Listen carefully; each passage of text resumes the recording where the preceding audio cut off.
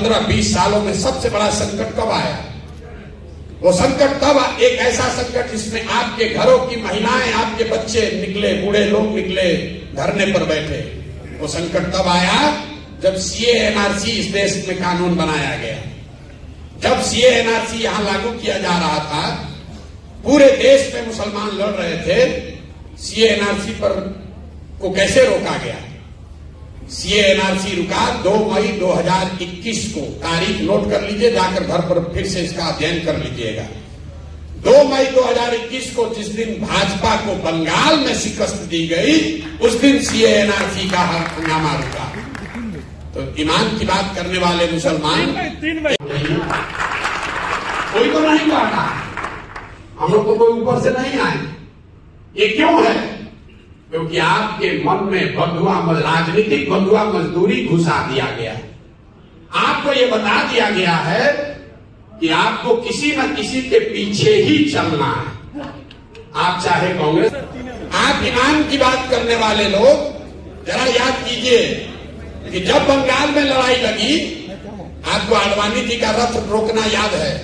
ये नहीं याद है कि बंगाल में जब लड़ाई लगी तो कौन रहनुमा आपकी मदद करने के लिए खड़ा हुआ? दीदी के अपने लोग आधे से ज्यादा पार्टी वाले छोड़कर भाजपा के डर से भाजपा में भाग गए। तब लालू यादव नहीं गए थे बंगाल, राहुल गांधी अलग से चुनाव लड़ रहे थे, तब वहां पर वोट कटवा थे। अखिलेश यादव वहां नहीं गए थे। जब दीदी के साथ कोई नहीं खड़ा हुआ, पूरे देश में लोगों ने कहा कि भाजपा वहां जीत कर आ रही है 200 सीट। यही प्रशांत किशोर ने कहा था कि अगर भाजपा को 100 के नीचे नहीं रोके तो जीवन में संन्यास ले लेंगे। बोले नहीं, 2 बरस वहां, जैसे यहां गांव गांव घूम रहे हैं, 2 बरस खून पसीना लगाकर वहां मेहनत किया। और जिस भाजपा को लग रहा था कि बंगाल स्वीप कर देगी, वहां पर उनको हमने 77 पर रोका। तो हम हो गए भाजपा के बी टीम, और आप घर में बैठ के कमेंट्री कर रहे थे, तो आप दीजिएगा हमको सर्टिफिकेट। हमको ना चाहिए रे भाई। और हेलो दोस्तों, कैसे होंगे? मुझे उम्मीद है कि आप लोग भी बहुत अच्छे होंगे। और मुस्लिम समाज के पटना में बहुत बड़ा सभा होने जा रही है, और चलिए दिखाते हैं आपको कितने सारे लोग अलग अलग जगह से आए हुए हैं और अलग अलग डिस्ट्रिक्ट के लोग आए हुए हैं। और चलिए हमारे साथ बहुत सारे साथी आए हुए हैं, और चलिए दिखाते हैं आपको। तब तक हमारे साथ बने रहिए।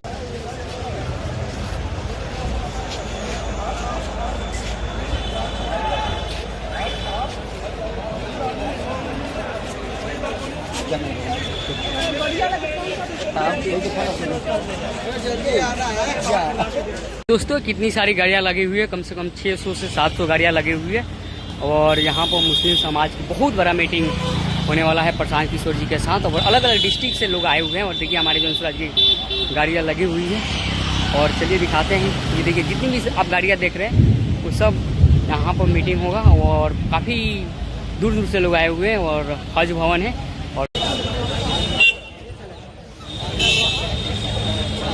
हम लोग फोटो लेगा ना भाई।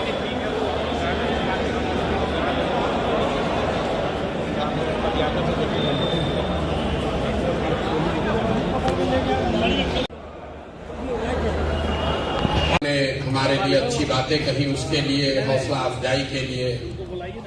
सबसे पहले आप मेरा परिचय जानिए। मेरा नाम प्रशांत किशोर है। हम वही प्रशांत किशोर हैं जिसने 2014 में नरेंद्र मोदी का अभियान इस देश में चलाया है। हमने मोदी को बनाया नहीं है, कोई किसी को बना नहीं सकता है, लेकिन मोदी जी के वहां पहुंचने में जरूर हमने कंधा लगाया है। उस नजरिए से अगर आप भाजपा के विचारधारा के विरोधी हैं, या मुसलमान होने के नाते आप ऐसा समझते हैं कि जिस शख्स ने नरेंद्र मोदी की मदद की है उसके साथ कैसे चले, उस पर भरोसा कैसे करें, तो ये बिल्कुल आपकी वाजिब वजह है। आपको हमारे साथ नहीं चलना चाहिए, हम पर भरोसा नहीं करना चाहिए। लेकिन अगर आप मेरे परिचय का ये हिस्सा जानते हैं कि 14 में मैंने मोदी जी का अभियान चलाया है, तो आप में से कुछ लोगों को ये भी पता होगा कि 2014 से लेकर 2021 तक इस देश में जहां कहीं भी मोदी भाजपा हारा है, हराने वाला कोई भी हो, चाहे वो बिहार में महागठबंधन हो, पंजाब में कांग्रेस हो, तेलंगाना में केसीआर हो या बंगाल में ममता बनर्जी हो, हराया चाहे जिसने भी हो, उन सब के पीछे भी इसी प्रशांत किशोर ने कंधा लगाया। यहां आपने बात करी है मुसलमानों की दुर्दशा पर, हम अपनी आंखों से भी देख रहे हैं। लोग सच्चर कमेटी में पढ़ते हैं, यहां बड़े बड़े दानिश्वर बैठे हुए हैं, बड़ी बड़ी बातें आपने कही। आप कह रहे हैं कि आपकी हालत ये क्यों है? कोई हमको अपना रहनुमा बनाना चाहता है, कोई पूछ रहा है कि आप बताइए पहले क्या कीजिएगा तब आप पर भरोसा करेंगे। किसी ने अपना मोहब्बत का पैगाम ही पूरा पढ़ दिया। मुसलमानों की ये जो दुर्दशा है, ऐसी किसी ने सही कहा कि ऐसी बैठकें पहले भी होती रही हैं, आगे भी होंगी। इससे मुसलमानों की दुर्दशा नहीं सुधरने वाली। जब तक आप ये नहीं समझिएगा कि आपकी इतनी दुर्दशा है क्यों, इसलिए नहीं है कि आपकी संख्या कम है, इसलिए नहीं है कि नेताओं ने आपको ठगा है। नेताओं ने जितना आपको ठगा है उतना समाज के दूसरे हिस्से को भी ठगा है। आपकी दुर्दशा इसलिए है कि आपके कौम के सबसे बड़े रहनुमा पैगंबर साहब ने कहा कि जिस कौम को अपने रहनुमाओं की समझ ना हो, उसके ऊपर जालिम हुक्मरानों को मुसल्लत कर दिया जाता है। आप वो कौम हैं जिसको अपने रहनुमाओं की समझ ही नहीं है, वो समझ बनी ही नहीं। आप वो कौम हैं जिसकी शुरुआत का पहला शब्द ही है इकरा, पढ़ो, और उस कौम ने अपने बच्चों की पढ़ाई को ही छोड़ दिया। मेरे भाई, आपको प्रशांत किशोर से सीखने समझने की जरूरत नहीं है। ना हम आपके रहनुमा हैं, ना होने का दावा करते हैं। आपको अपने कौम में जो बातें बताई गई हैं सामाजिक, राजनीतिक, सियासी नजरिए से, अगर आप उसको स्वीकार कर लें, उसी से आपकी बदहाली दूर हो जाएगी। जब मैं कह रहा हूं कि आपको अपने रहनुमाओं की समझ नहीं है, ज्यादातर लोग यहां कहेंगे भैया विकल्प नहीं है। हम आपको उदाहरण देके बिहार के नजरिए से बताएंगे कि आपको कैसे रहनुमाओं की समझ नहीं है। आज जितने भी मुसलमानों से आप बात कीजिए, वो कहता है भैया हम लोग के पास विकल्प नहीं है। 2014 में आपके पास विकल्प आया था। आज जो यहाँ के सदर हैं, हम उनके विरोध में खड़े हैं, तो भाजपा के साथ है, लेकिन नीतीश कुमार 14 में उन्होंने आपके साथ कोई दगा नहीं किया था। यहां जितने शख्स बैठे हुए हैं, आप ये बात मानिएगा कि 2005 से लेकर 2014 तक नीतीश कुमार ने मुसलमानों के साथ कुछ गलत नहीं किया। ये वही नीतीश कुमार हैं कि 2010 में जब उनकी चलती थी तो नरेंद्र मोदी को बिहार में उन्होंने घुसने नहीं दिया था।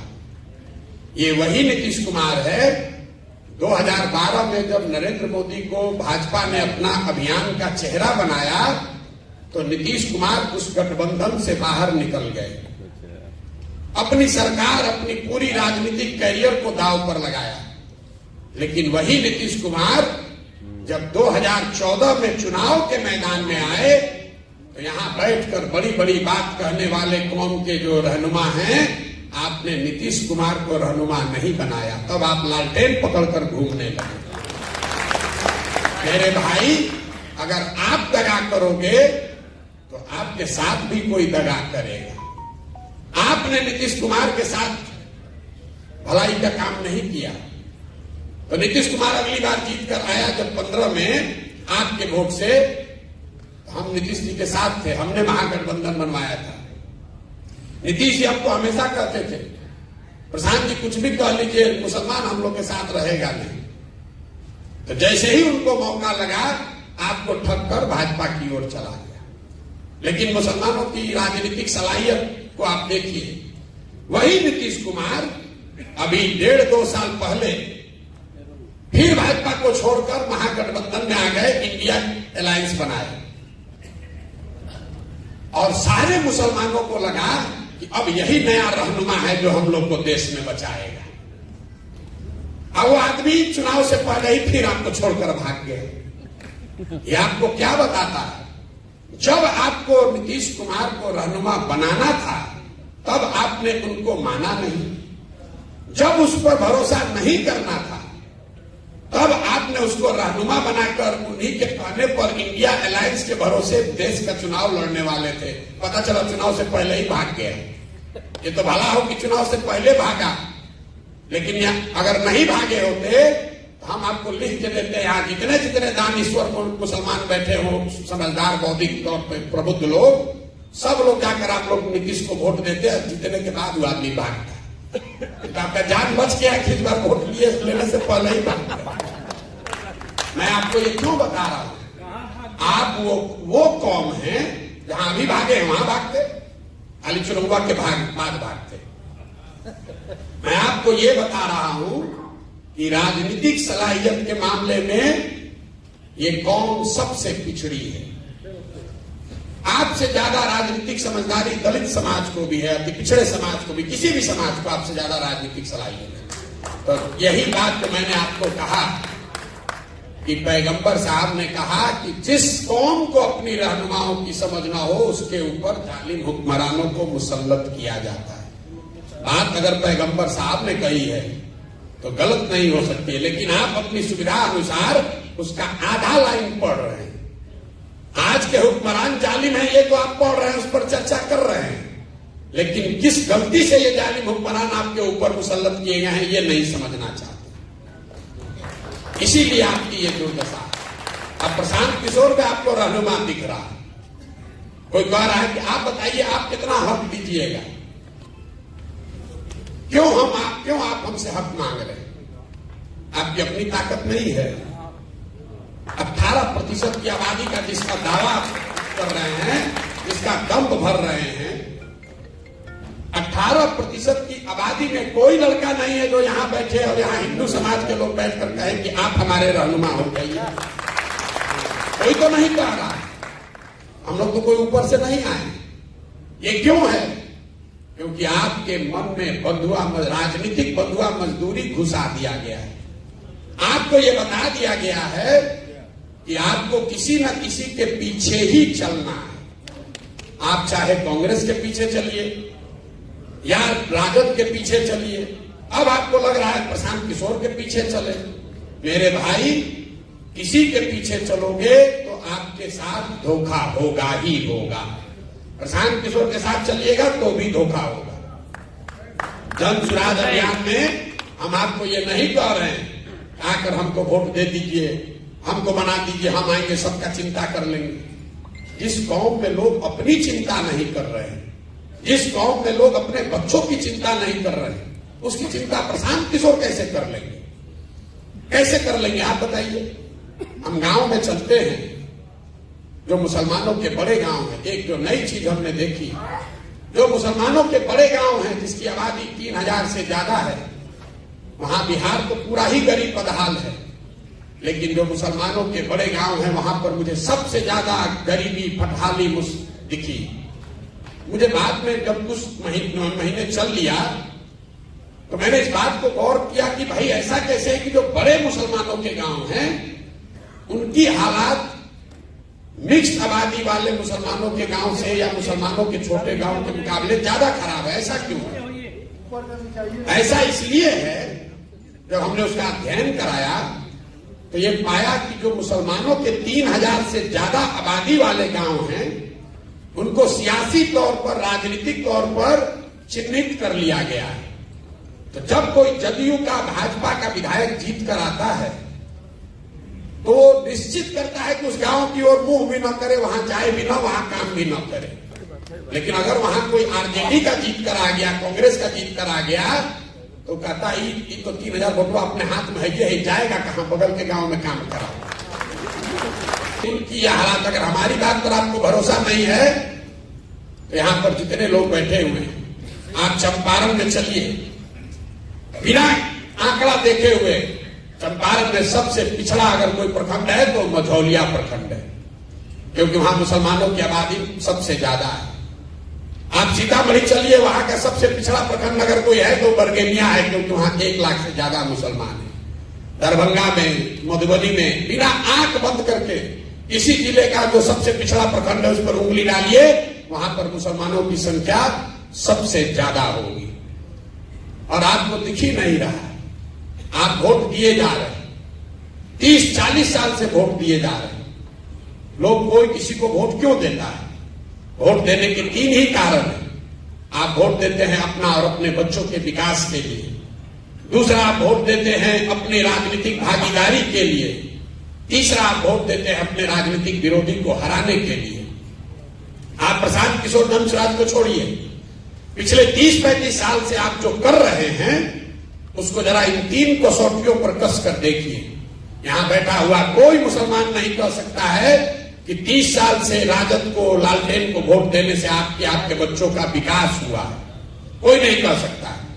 अभी एक्स एमएलए साहब ने कहा लालू जी के राज में आवाज मिली। बिल्कुल मिली, वो सिर्फ मुसलमानों को नहीं मिली, जितने सामाजिक तौर पर गरीब और पिछड़ा है सबको मिला, और उसके लिए लालू जी का सम्मान होना चाहिए। हम रोज मन से कहते हैं, मुसलमानों के भी गांव में, हिंदुओं के भी गांव में।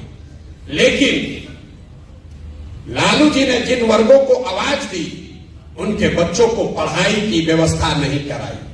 लालू जी ने जिन वर्गों को आवाज दी उनको कभी जमीन नहीं दिया। यहां बिहार में भूमि सुधार नहीं लागू किया। लालू जी ने जिनको आवाज दी उनको पैसा पूंजी इनका व्यवस्था नहीं कराया। नतीजा क्या हुआ? आप भीड़ में लालू जी की आवाज बन के रह गए, आपके बच्चों को पढ़ाई रोजगार नहीं हुआ। तो जो काम उन्होंने किया है उसके लिए सम्मान होना चाहिए, लेकिन जो काम नहीं किया उसका भी विवेचना होना चाहिए। आप 30 वर्ष से लालू जी को वोट देते हैं, आंख बंद करके देते हैं, आप कुछ भी दावा करेंगे, सब जानता है। आपको विकास नहीं मिला। मुसलमान कहता है भैया इससे कोई बात नहीं, चलिए कम से कम लगता है कि हम लोग का अपना दल है, भागीदारी हमको है। आप अपने भागीदारी का आलम देखिए। बिहार में जनसंख्या के हिसाब से आपके 40 एमएलए होने चाहिए, हैं 19। ये कोई चिंता का कारण नहीं है मेरी नजर से। ज्यादातर लोग कहेगा भैया हम लोग को टिकट नहीं मिलता इसलिए हम लोग का विधायक कम है। ज्यादातर लोग उसी नजरिए से इस बात का विवेचना करते हैं। मेरे लिए चिंता का कारण नहीं है कि एमएलए 19 है। चिंता का कारण यह है कि आबादी के हिसाब से आपके 1650 मुखिया होने चाहिए। बिहार में 1200 से कम मुखिया मुसलमान है। आबादी के हिसाब से 27,500 आपका वार्ड सदस्य होना चाहिए। बिहार में 11,000 से कम वार्ड सदस्य मुसलमान है। उसके लिए आपको किसी लालू यादव की, प्रशांत किशोर की जरूरत नहीं है। मुखिया का चुनाव लड़ने के लिए, वार्ड सदस्य का चुनाव लड़ने के लिए किसी दल की जरूरत नहीं है। ये क्या दिखाता है? ये दिखाता है कि आपके मन में वो राजनीतिक जो बंधुआ मजदूरी, आपका आत्मविश्वास खींच लिया गया है। आपके और आपके समाज से बच्चे जो हैं वो राजनीति में आ ही नहीं रहे हैं। तो जब आप राजनीति में आ ही नहीं रहे हैं तो आपके हक की चिंता होगी कैसे? जब आपके बच्चे वार्ड सदस्य नहीं बन रहे हैं, आपके बच्चे मुखिया नहीं बन रहे हैं, जिला पार्षद प्रमुख नहीं बन रहे हैं, तो एक दिन में राज्यसभा में एमपी और मुख्यमंत्री कैसे बन जाएगा? समाज ने उसकी चिंता नहीं की। आप वो कौम हैं जो मदरसे चलाते हैं, यतीम खाने चलाते हैं, लेकिन यहां जितने लोग बैठे हुए हैं आप मुझे बताइए, कोई मुसलमानों की ऐसी संस्था, कोई ऐसा प्रयास जहां आप अपने बच्चों को राजनीति सिखाते हैं?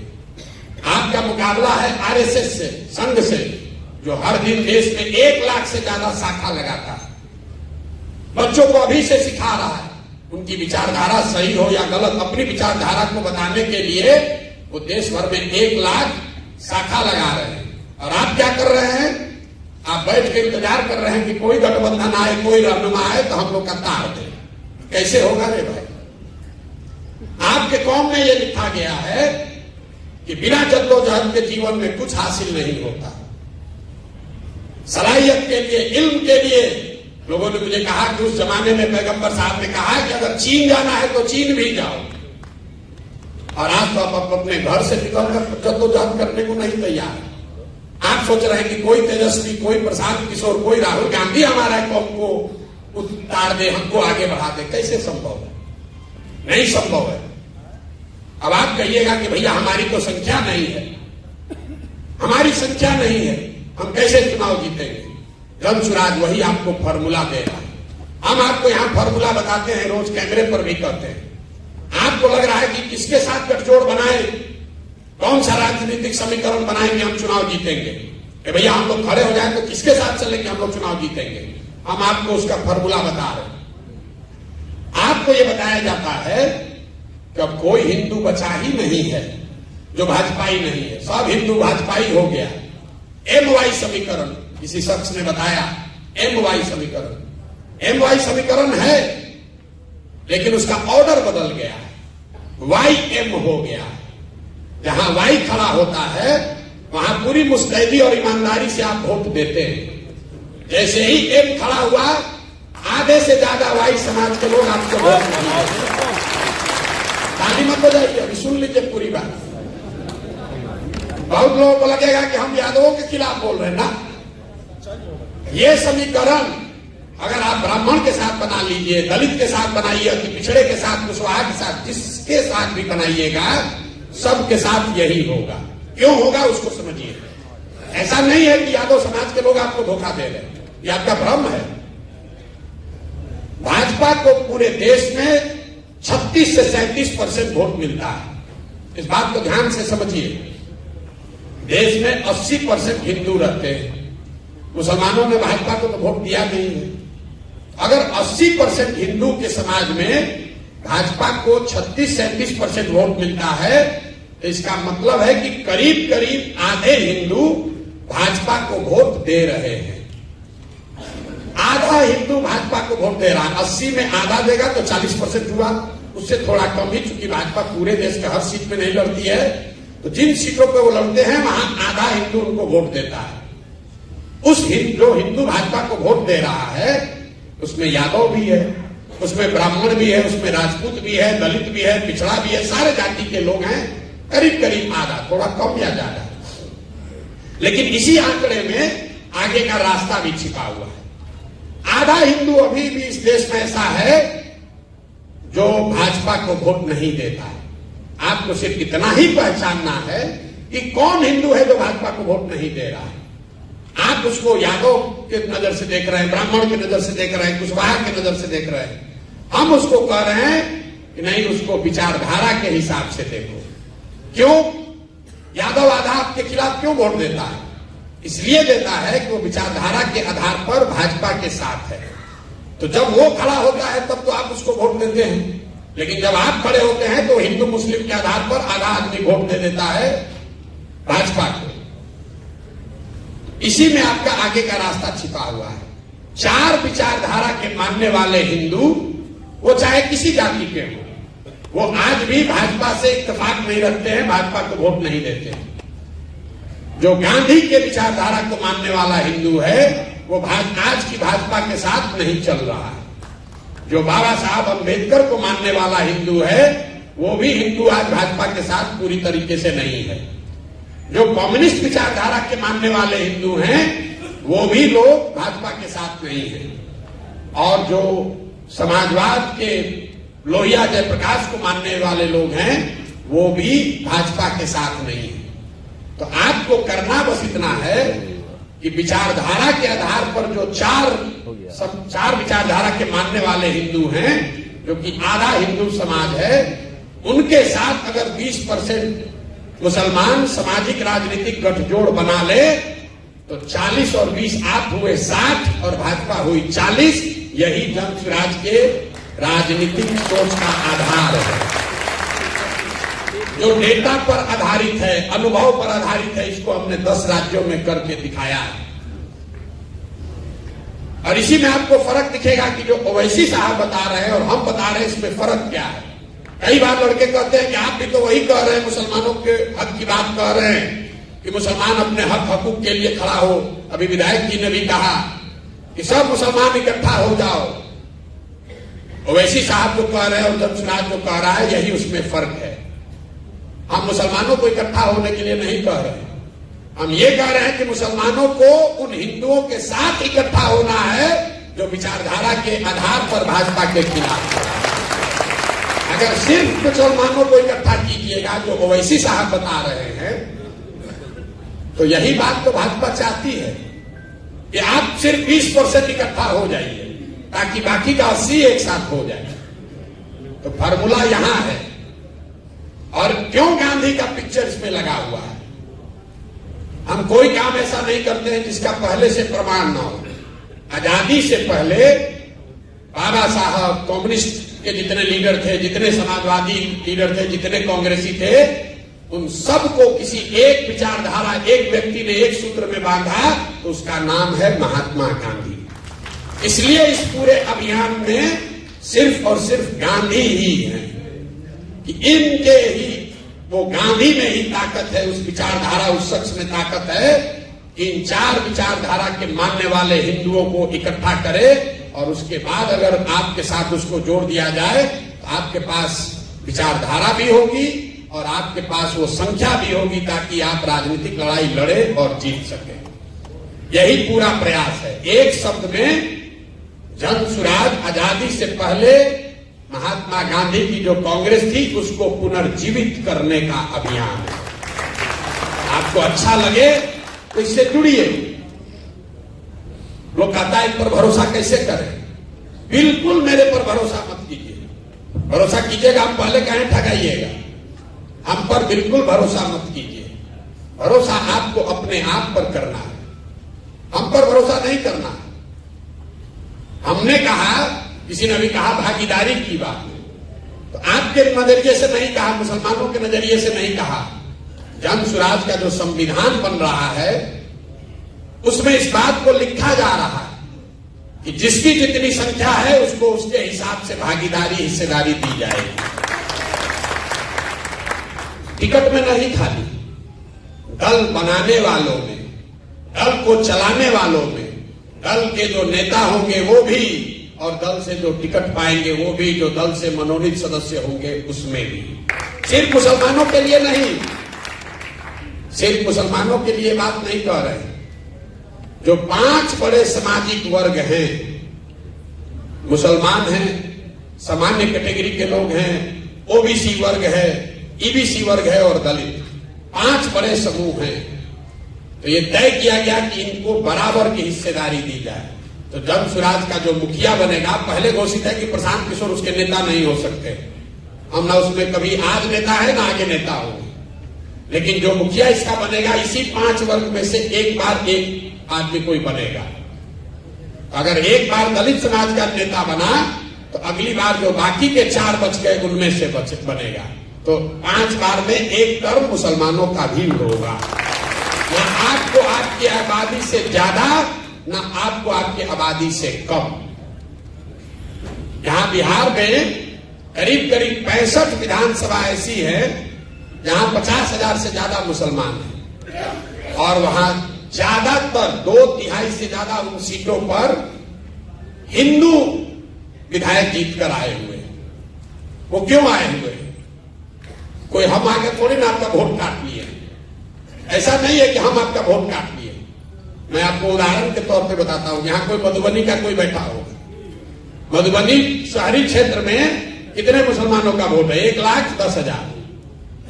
वहां पर वैश्य समाज के 9,000 लोग रहते हैं। आरजेडी ने वैश्य समाज के किसी व्यक्ति को वहां टिकट दिया। वैश्यों में कम से कम 50% लोगों ने तो हिंदू होने के नाम पर भाजपा को वोट दिया ही होगा। वहां पर आप कहिए हमारे पास विकल्प नहीं था। मधुबनी में अब्दुल्ला साहब हैं जो अभी डिप्टी मेयर है ना, अमरुल्ला साहब जो वहां पर डिप्टी मेयर है, वो चुनाव में खड़े हुए इंडिपेंडेंट कैंडिडेट के तौर पर, और 1,10,000 मुसलमानों की आबादी वाले मधुबनी में उनको 8,000 या 9,000 वोट आए। अब आप बताइए कि जब आप अपने हक के लिए नहीं खड़े हो रहे तो कौन आपको हक ला कर दे देगा? वहां पर तो सिर्फ अपने ही बल पर आप जिता कर ला। ढाका में 60% मुसलमान है, वहां पर जीतकर कौन आए हैं? पवन जायसवाल वहां पर विधायक है। परिहार में, सुरसंड में हम आपको 100 ऐसे एग्जाम्पल गिना देंगे। आप हम पर भरोसा मत कीजिए, आप अपने आप पर भरोसा कीजिए। आपके समाज से जो लोग आकर लड़ रहे हैं, जन सुराज के बैनर से लड़ रहे हैं, उनकी मदद कीजिए। हम आपकी आबादी के हिसाब से जनसुराज तो लड़ाएगा मुसलमानों को, उसमें कहीं कोई आपको पैरवी की जरूरत नहीं है, इस मजलिस की जरूरत नहीं है। आप वोट दीजिए चाहे मत दीजिए, और ये आप ही के लिए नहीं है। आप तो शायद हमको दे ना दे, बहुत लोग आके हमको कहता है भैया यादव तो वोट नहीं देगा। हम आपको मन से कह रहे हैं अगर 15% यादव है तो 15% जनसुराज में यादव समाज के लोग भी लड़ेंगे। हम उसमें कोई गलती नहीं करेंगे। हमने ये भी कहा, अब आपको आगे बढ़ के कहते हैं, अगर आपको लगता है कि आरजेडी आपका रहनुमा है, एक बार उनको ये कह दीजिए, जहां पर भी आपके मुसलमान विधायक हैं अभी आरजेडी से, हम जनसुराज वहां से मुसलमान नहीं लड़ाएगा, ले लो, ये भी लिख के ले लो।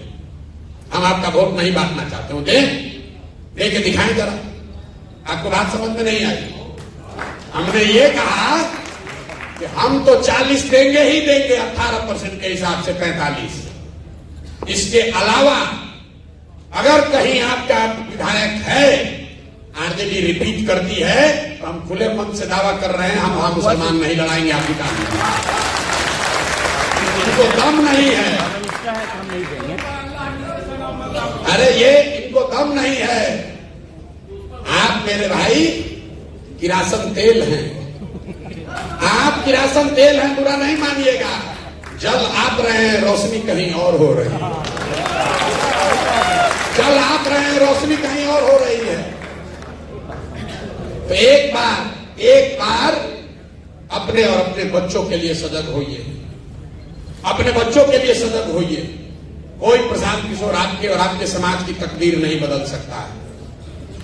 मौलाना आजाद पंडित नेहरू के कांग्रेस में नहीं थे, मौलाना आजाद उस कांग्रेस में थे जिसमें पंडित नेहरू भी थे। मुसलमानों को ये पीछे चलने की आदत लग गई है। अब कह रहे हैं प्रशांत किशोर के पीछे चलेंगे, हमारा पीछे चल के क्या कीजिएगा? और आप कहते हैं कि हमारा वोट बैंक की तरह इस्तेमाल होता है। इस्तेमाल इसलिए होता है कि आपकी वही मानसिकता है। आप हमसे आए हैं सौदा करने कि हमको टिकट दीजिए, हम आपको वोट देंगे। हम आपको कह रहे हैं हम आपको वोट आपका हमको नहीं चाहिए, आप टिकट ले लीजिए, आप वोट जाके लालटेन को एक बार और दे दीजिए। लेकिन जीतेगा जनसुराज ही। इसलिए नहीं कह रहे हैं कि हमको बहुत अभिमान है, इसलिए कि आपके ही पैगंबर साहब ने, आपके कौम में ये बात बताई गई, ईमानदारी से किया हुआ प्रयास जद्दोजहद कभी खाली नहीं जा सकता। और हम 2 बरस से ईमानदारी से वो प्रयास कर रहे हैं, गांव गांव जा रहे हैं। जितना किसी ने पसीना न बहाया हो उतना पसीना बहाने आए, उतना मेहनत कर रहे हैं। मुसलमानों की हालत देखिए। आप कहते हैं प्रशांत किशोर पर कैसे भरोसा करें? अरे इतना बड़ा अभियान चला रहा है, कितना पैसा खर्चा होता है, जरूर भाजपा वाला पैसा इसको दे रहा है। देखिए मुसलमानों की दशा, आप अपनी दशा देखिए मेरे भाई। आप ये कह रहे हैं कि भाई इतना बड़ा अभियान चला रहा है, जरूर भाजपा वाला पैसा दे रहा होगा। मेरे भाई आप 30 बरस से राजद को वोट देते हैं। यहां बैठा हुआ कोई आदमी कभी नहीं पूछा कि राजद को पैसा कौन देता है। राजद को पैसा इसी बिहार से आता है, क्योंकि बिहार के बाहर तो पार्टी है नहीं। आपके हमारे बच्चों का जो हक लूट कर ये लोग ले जाते हैं, उसी पैसे से राजनीति उनकी होती है। आपने आज तक ये उनसे सवाल नहीं पूछा। और प्रशांत किशोर के कंधे लगाने से, प्रशांत किशोर का कंधा लगाने से, हमारी मदद से आज 6 राज्यों में लोग मुख्यमंत्री हैं। हमको अभियान चलाने के लिए, टेंट तंबू चलाने के लिए पैसा नहीं मिलेगा। आपके पास आधा राज्य है, बिहार जैसा गरीब राज्य है, तो लूट के आप राजनीति कर सकते हैं। और हमारा बनाया हुआ 6 राज्य में सरकार है, हमको पैसे नहीं मिलेगा। लेकिन मुसलमानों को देखिए, हम मजबूती से प्रयास कर रहे हैं, ईमानदारी से प्रयास कर रहे हैं। तो मुसलमान कहता है कैसे भरोसा करें, जरूर भाजपा वाला होगा पीछे। अगर हम ईमानदारी से प्रयास नहीं करते, इतना बड़ा प्रयास नहीं करते, किसी से गठबंधन करके 10 सीट लड़ते, तो कहते ना आदमी तो बहुत होशियार है, मजबूती से लड़िए नहीं रहा, वोट देंगे तो वोट में बट जाएगा। मेरे भाई आपका अविश्वास हम पर नहीं है, ये आपका खुद पर से भरोसा उठ गया है। आप आपका खुद पर से भरोसा, और यही आरजेडी ने आपका नुकसान किया। आपका नुकसान आरजेडी ने यही किया है कि उसने आपके मन में बैठा दिया कि बिना हमारे साथ के तुम्हारा एग्जिस्टेंस नहीं है।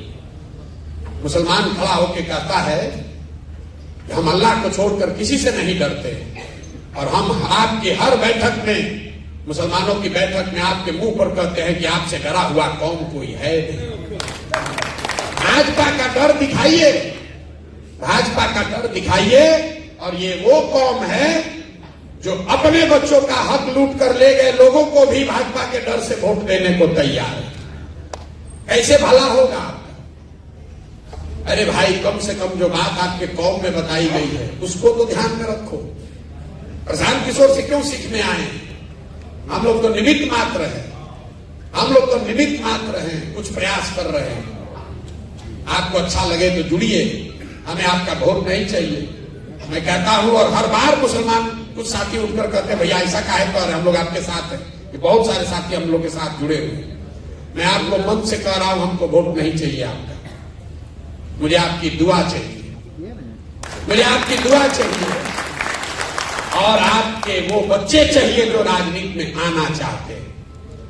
आप अपने गांव से, पंचायत से उन बच्चों को हमारे पास भेजिए जिनमें राजनीतिक सलाहियत, जिनका जज्बा है, जो राजनीति आकर करना चाहते हैं, जो वार्ड सदस्य बनना चाहता है, मुखिया बनना चाहता है, पंचायत समिति बनना चाहता है, उसके पास पैसा नहीं है, उसको कोई सिखाने वाला नहीं है, उन बच्चों को हमारे पास भेजिए। जन सुराज अपने खर्चे से उनको सिखाएगा भी और अपने पैसे से उसको चुनाव भी लड़ाएगा। ये कहने के लिए नहीं कह रहे हैं। बहुत लोगों ने राज्यसभा और एमएलए एमपी बनाया होगा। अफाक साहब यहाँ बैठे हुए हैं, पूछ लीजिए कि इन्होंने अगर 1 रुपया भी कहीं खर्च किया हो, या मैंने कभी इनसे बात किया हो कि भाई एमएलसी बन गए हो, 1 किलो मिठाई भी लेके आना हमारे पास। ये हमारे रिश्तेदार नहीं है। और जहां से जीत कर आए हैं वहां पर 30 वर्ष से एमएलसी ब्राह्मण समाज के एक व्यक्ति थे, केदार पांडे जी। और उस क्षेत्र में 1-2 नहीं, भाजपा का 5 एमपी है, 5 एमपी। लोगों ने कहा भैया अगर मुसलमान को लड़ाइएगा तो पूरा पोलराइज हो जाएगा, पूरा पोलराइज हो जाएगा। वहां 800 से 900 मुसलमान शिक्षक है, 4,500 वोट इनको आया है। लेकिन उससे मजे की बात सुनिए, 5 एमपी वाले भाजपा को 650 वोट आया है। ये जन स्वराज की ताकत है, ये जन स्वराज के विचार की ताकत है। तो आपको ये तय करना है, आप अगर अपना कंधा लगाएंगे तो निश्चित तौर पर ये लड़ाई थोड़ी हमारे लिए आसान हो जाएगी। लेकिन अगर आप ये कंधा नहीं भी लगाते हैं तो हमें आपसे कोई शिकवा शिकायत नहीं। हमको आपका सर्टिफिकेट भी नहीं चाहिए कि हम ए टीम है कि बी टीम है। देखिए मुसलमानों की आपकी सोच, आप लोग 5 टाइम नमाज पढ़ते हैं, ईमान की बात करते हैं। मुसलमानों की कौम पर पिछले हमको आपसे सर्टिफिकेट नहीं चाहिए। जब हम लोग गांव में चलते हैं, मुस्लिम महिलाएं मिली कई जगह, लोग कहते हैं भैया देखते हैं नहीं सड़क कितना खराब है, अगर प्रसव की पीड़ा हो जाए तो अस्पताल पहुंचने में आधा जान निकल जाता है। नाली गली की हालत आप किसी भी बड़े मुसलमान गांव में जाकर देख लीजिए, क्या दुर्दशा। अस्पताल स्कूल की तो बात ही मत कीजिए। जब बहुत लोगों से सुन लेते हैं तो मैं उनसे पूछता हूं कि अभी 1.5 बरस तक सड़क के मंत्री कौन थे? तेजस्वी यादव। नाली गली ग्रामीण कार्य मंत्री कौन थे? तेजस्वी यादव। अस्पताल का मंत्री कौन था? तेजस्वी यादव। शिक्षा का मंत्री कौन है? चंद्रशेखर यादव, वो भी लालटेन में की। किसने रोका था उनको 1.5 बरस में आपके गांव में सड़क बनाने से? ये बता दो। और अगर उन्होंने नहीं बनाया, ये उनकी गलती नहीं है। गलती ये है कि उन्होंने नहीं बनाया, इसके बावजूद आपने सबने जाकर फिर उसी लालटेन को वोट दबाया। आपको अपने महिलाओं की, बच्चों की चिंता नहीं है। भाजपा के डर से जाकर लालटेन का बदुआ मजदूरी कर रहे हैं और सोच रहे हैं कि कोई आकर हम लोग को सुधार देगा। नहीं सुधरेगा। जब आप खड़े होंगे, आप सजग होंगे तो सुधरेगा। जन सुराज से आपको क्या मिल सकता है? भागीदारी जब मिलेगी तब मिलेगी, छोड़िए वो सब बात। एक चीज आप आजमा कर देख लीजिए, जन सुराज से आपकी राजनीतिक बंधुआ मजदूरी खत्म होगी। हम आपको कुछ दे ना दे, जो लोग आपको बंधुआ मजदूर की तरह अभी तक ट्रीट कर रहे थे, अब कल से आपको पूछने लगेंगे। अगर हमारी बात पर भरोसा नहीं है, यहां पर अभी जाने से पहले एक हमारे साथ सेल्फी ले लीजिएगा और उसको खाली फेसबुक पर डाल दीजिए। और आरजेडी का ब्लॉक से लेके और जिला तक फोन करेगा, अरे काहे नाराज है भाई, काहे गए थे धनसुराज, कि प्रशांत किशोर से काहे मिलने गए थे? और कुछ हो चाहे नहीं, जब व्यवस्था बनेगी, जब चुनाव जीतेंगे, आपके लिए करेंगे नहीं करेंगे तो भविष्य की बात है। जन सुराज आपकी वो राजनीतिक बंधुआ मजदूरी खत्म कर रहा है, क्योंकि कोई आपको अब ये नहीं कह सकता है कि हमको नहीं दोगे तो जाओगे कहां। मुसलमान खड़ा होकर कह सकता है कि हमारा काम करो, नहीं करोगे तो जनसुराज में चले जाएंगे। ये कहना तो शुरू करो भाई, आपका इसी से सबसे बड़ा फायदा होगा। आप वोट देते रहिए आरजेडी को, कोई दिक्कत नहीं है, लेकिन ये कहिए तो कि भाई ना करोगे तो जनसुराज में चले जाएंगे। आप आधा कष्ट तो उसी से दूर हो जाएगा आपका। ये बात मान लीजिए, आपका आधा कष्ट न दूर हो जाए। जो विधायक आपको 2 बरी से फोन नहीं किया होगा, आज के बैठक के बाद आपको फोन करेगा, लिखना करेगा ही करेगा। काहे भाई, काहे नाराज हो? जो लोग हमसे जुड़े हैं सबके पास फोन आता है कि नहीं आता है? जो लोग जुड़े हैं बताइए। और जो चिट्ठी निकला है आरजेडी का, वही किरासन तेल जो लीक होना शुरू हुआ है लालटेन से, उसी की घबराहट है। सबसे ज्यादा जनसुराज में तो भाजपा का लोग ज्वाइन किया है, आपको ये भी बता देते हैं। जनसुराज में सबसे ज्यादा भाजपा का संगठन का आदमी ज्वाइन किया, लेकिन भाजपा वाला थोड़ा चालाक है, थोड़े दिन के बाद चिट्ठी निकालेगा। लेकिन लालटेन वाले देख रहे, कह रहे बाप रे, किरासन तेल सब निकला, अरे तो सब मुसलमान यहाँ छोड़ के भागने लगा। क्योंकि 30 वर्ष से आपको विकल्प के अभाव में बंधुआ मजदूरी आपसे कराई गई है, उससे निकलिए।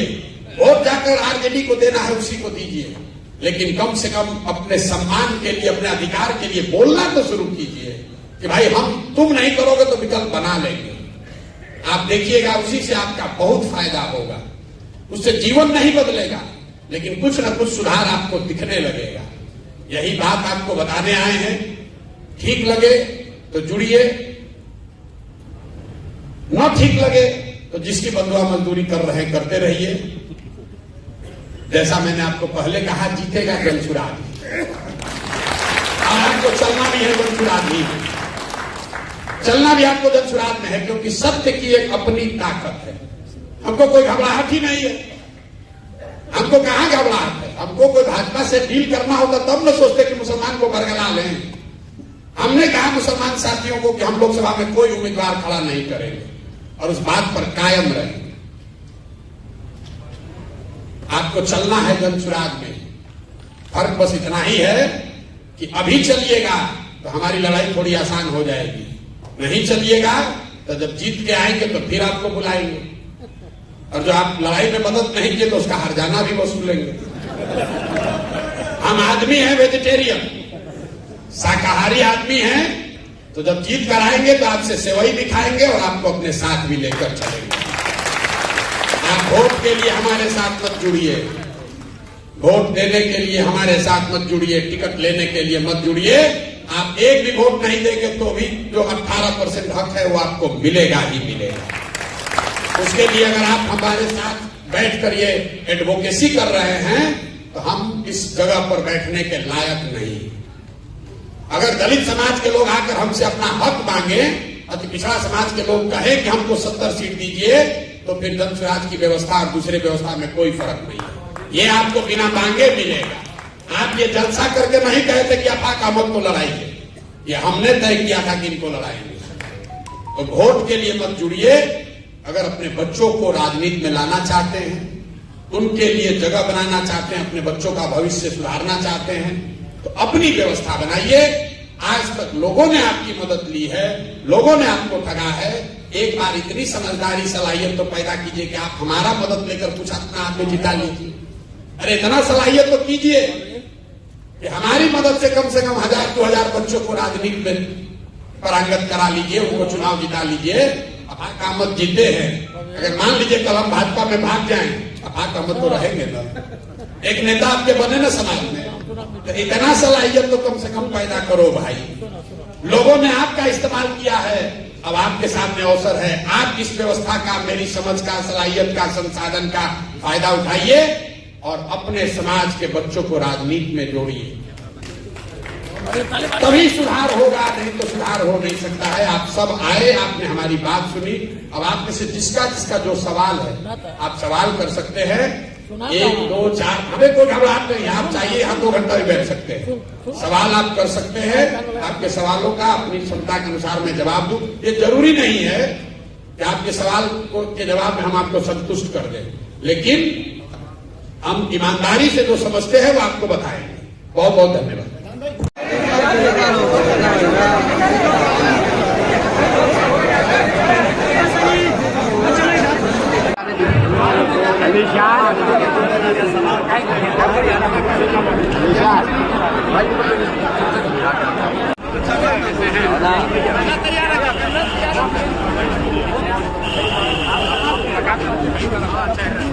देखिए दोस्तों, मुस्लिम समाज के साथ मीटिंग थी और ये पटना में ही था और बहुत ही अच्छा मीटिंग चला। और हमें कमेंट करके बताइए कि ये वीडियो कैसा लगा। और काफ़ी लोगों ने, मुस्लिम समाज के लोग आरजेडी से परेशान होकर काफ़ी लोग चल रहे हैं, हमें कमेंट करके बताइए वीडियो कैसा लगा।